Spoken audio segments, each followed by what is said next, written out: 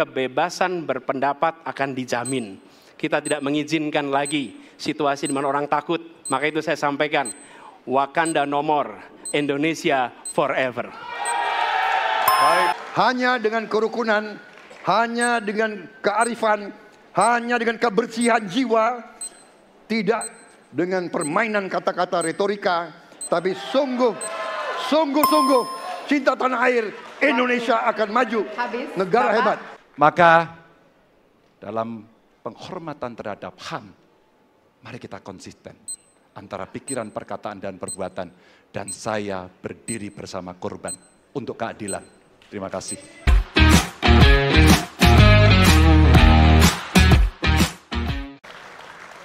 Ya, di segmen sebelumnya kita sudah menyaksikan para calon presiden saling berdebat dan juga beradu argumentasi. Ya, pada segmen terakhir ini kita akan menyimak pernyataan pamungkas dari masing-masing calon presiden.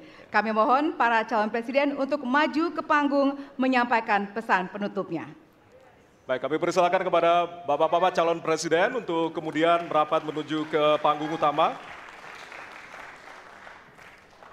Ya, dan untuk itu kami awali dari calon presiden nomor urut 1 kepada Bapak Anies Baswedan. Waktu Anda 2 menit, dimulai dari sekarang. Di sini. Silakan, Bapak. Saya rasa kita sama, rakyat Indonesia, saya, kita semua. Bahwa kita menginginkan sebuah negeri di mana praktek korupsi diberantas hingga tuntas. Pemerintah memberikan pelayanan yang terbaik. Dan kemudian kita menjunjung tinggi etika. Kita sama di situ. Karenanya saya ingin sampaikan kepada semua bahwa saat ini kita di persimpangan jalan antara tetap menjadi negara hukum di mana kekuasaan dikendalikan oleh hukum, atau kita menjadi negara kekuasaan di mana hukum diatur dan dikendalikan oleh penguasa. Oke? Dalam situasi itu saya ingin sampaikan kini adalah sebuah gerakan perubahan. Kita sama-sama. Kita ingin mengembalikan tetap menjadi negara hukum di mana kekuasaan dikendalikan. Dan saya ingin sampaikan bahwa etika dijunjung tinggi. Ketika terjadi pelanggaran etika, jangan bersembunyi di balik keputusan hukum. Justru kita harus mengatakan bahwa tugas dari pimpinan tertinggi memberi contoh. Bila ada pelanggaran etika, maka itu adalah mendasar. Bila tidak, maka ke bawah, ke seluruh rakyat, semua akan kompromi. Dan praktek orang dalam yang tadi saya sampaikan akan merusak sendi-sendi kehidupan bernegara kita. Rusak kita. Karena itulah penting sekali kita menjunjung tinggi etika. Dan itu dilakukan oleh siapa? Dari mulai calon presiden sudah diuji. Apa dia kompromi atau tidak pada etika. Okay? Lalu bagi anak-anak muda. Anak-anak muda, kita semua menyadari pemilu ini tentang masa depan. Anda pemilik masa depan. Saya yakin Anda akan memilih yang serius untuk jadi presiden. Bukan yang main-main untuk jadi presiden. Dan ketika kita berbicara tentang masa depan, maka saya ingin sampaikan kepada semua, kebebasan berpendapat akan dijamin. Kita tidak mengizinkan lagi situasi di mana orang takut. Maka itu saya sampaikan, Wakanda no more, Indonesia forever. Baik, waktu Anda habis, Bapak. Baik, selanjutnya kami persilakan calon presiden nomor urut 2, Bapak Prabowo Subianto untuk menyampaikan pernyataan penutup. Waktu Anda 2 menit dimulai dari sekarang. Terima kasih, saudara-saudara sekalian. Kita harus selalu ingat bahwa kemerdekaan ini didapatkan melalui proses yang sangat panjang, perjuangan yang sangat panjang, berganti-ganti negara-negara lain datang menindas kita, merampas kita, dan ini adalah hukum sejarah manusia. Yang kuat akan menindas yang lemah. Kita bersyukur kita sudah bangun suatu negara yang memiliki demokrasi dengan segala kekurangannya. Kita bersyukur semua pemimpin telah membantu menambahkan kemajuan kita. Kita ingin lebih maju, kita ingin lebih baik, kita ingin lebih adil, kita ingin hilangkan kemiskinan, dan kita ingin hilangkan korupsi. Kita negara yang sangat kaya, kekayaan kita luar biasa. Kami, Prabowo Gibran, Koalisi Indonesia Maju, siap melanjutkan fondasi yang sudah dibangun oleh pendahulu-pendahulu kita. Kita yakin Indonesia akan melompat menjadi negara hebat, negara maju, negara makmur, negara adil. Hanya dengan demikian, tetapi syaratnya kita harus rukun, kita harus bersatu, kita tidak boleh menghasut, memecah belah.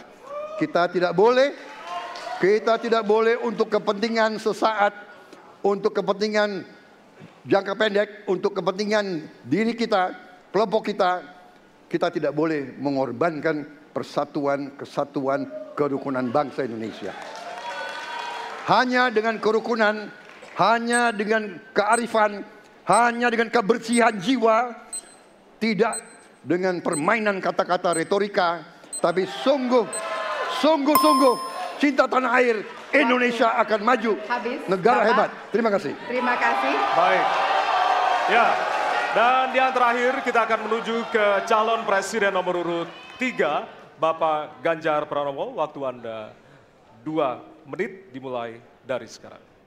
Terima kasih. Ini panggilan sejarah buat Ganjar Mahfud. Ganjar seorang anak polisi berpangkat tidak tinggi, bertugas di kecamatan. Pak Mahfud, bapaknya pegawai kecamatan.